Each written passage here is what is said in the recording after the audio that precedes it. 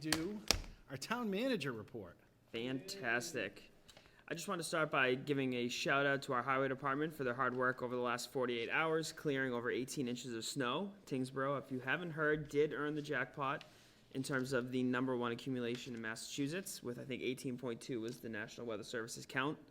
Power outages. True. The challenging part of the storm is that it came in multiple waves.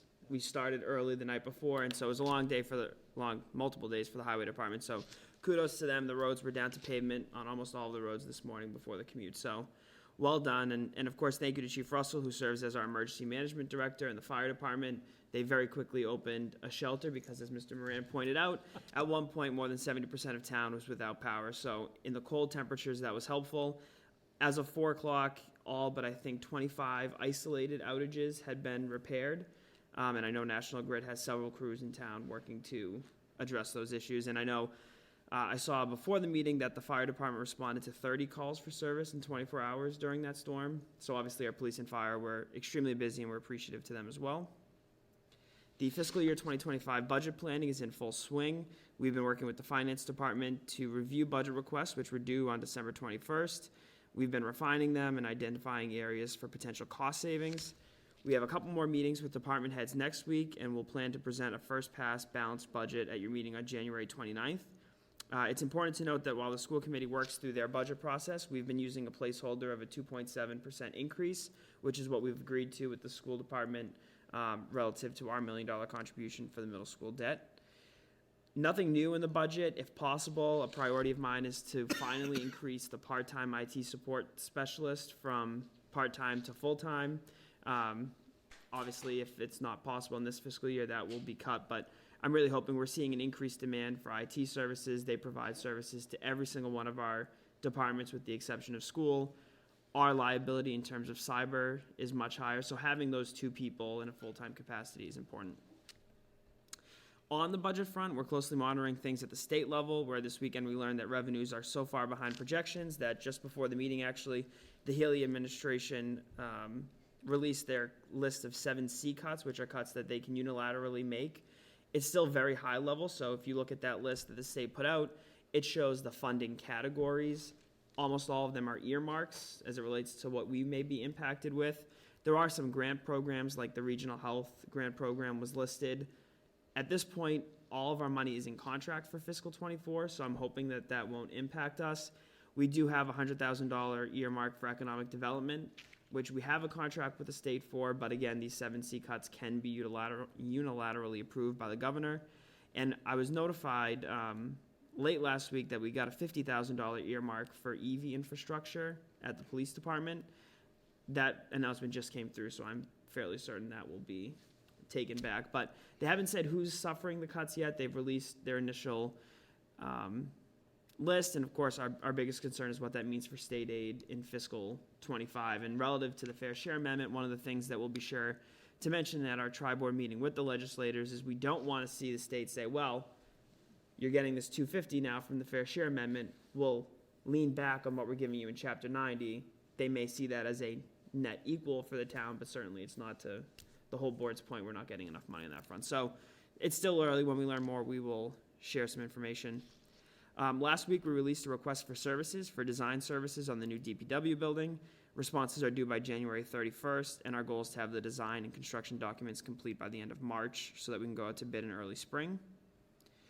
Chief Russell, in his capacity as the Emergency Management Director, is working with staff from the fire department to put together a community emergency response team, which is a volunteer group of residents who can be mobilized to assist with emergency response in the event of a natural disaster or other large-scale emergency.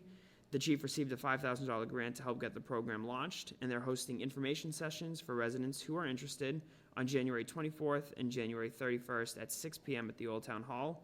We'll have more information available on our website shortly. We are excited to announce, as was alluded to today in the sustainability presentation, a partnership with Black Earth Compost to offer drop-off compost bins at the highway department. These bins will be available 24/7 for use by Tyngsborough residents beginning on January 16th. We know from our waste characterization study that more than half of our waste is organic that could be composted. Not only is that the right thing to do, obviously, for the environment, but it will help us reduce our dramatically increasing trash costs. There'll be two 64-gallon bins at the highway department, right where the rest of the recycling center is. The bins will be collected weekly by Black Earth and hauled off to their commercial compost site. We'll only be accepting organic waste, and we've already worked with the Sustainability Committee to put together literature that we'll be distributing to residents. We've built out a page on our website for it, and we've got some graphics that we'll put on top of the bins and some signs around town to help people who maybe aren't familiar with what they can and can't compost learn what they can. Right now, we're using a grant from Republic Services to fund the project, and the advantage is that it will also increase our eligibility for future recycling dividends program funds. So it's a win-win for everybody. The bins have actually already arrived. We're working on getting the signage ready, so on the 16th, they'll be deployed for residents to use.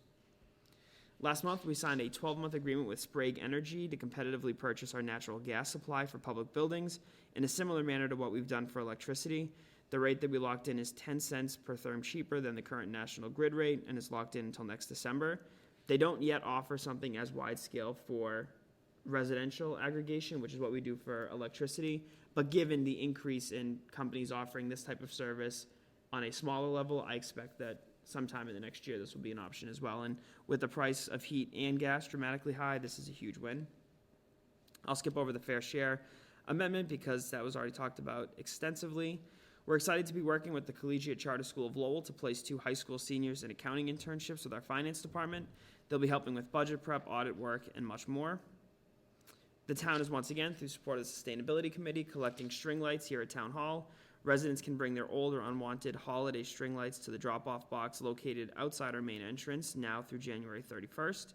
The box is available 24/7. These lights are considered tanglers and are not permitted in the trash stream because they tangle up and damage equipment. We previously acknowledged the Tyngsborough residents that supported residents with dropping yard waste off at our site. I also wanted to just recognize resident Tim Gonsalves, who helped residents get their yard waste to the new yard waste site.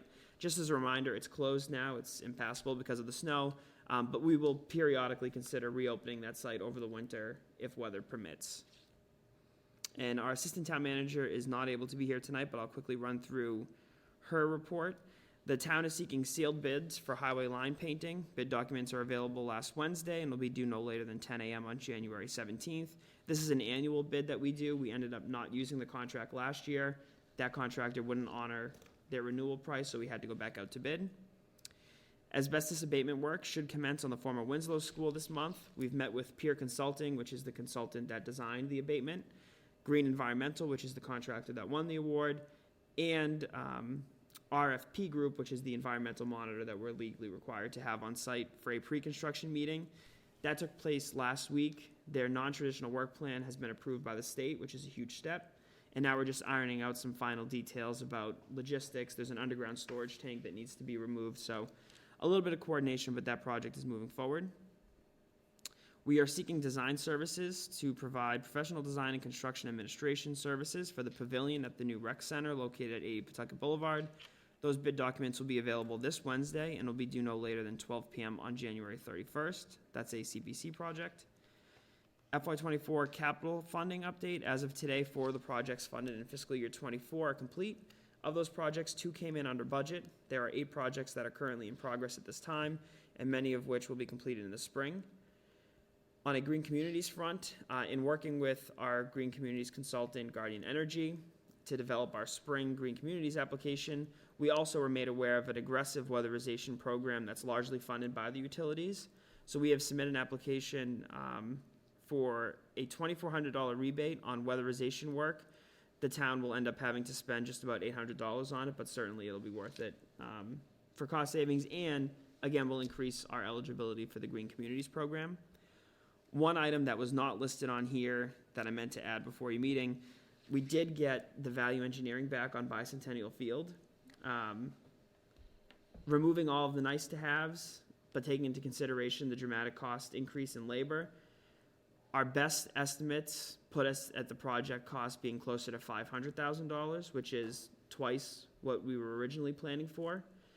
I anticipate at Capital Assets next meeting, presenting them with a list of capital projects from fiscal year 23 and 24 that have come in under budget, that if both capital and the select board we're interested, we could use that funding to supplement it, and if the bids came in, say at $500,000, and the town was still interested, we could finish the project.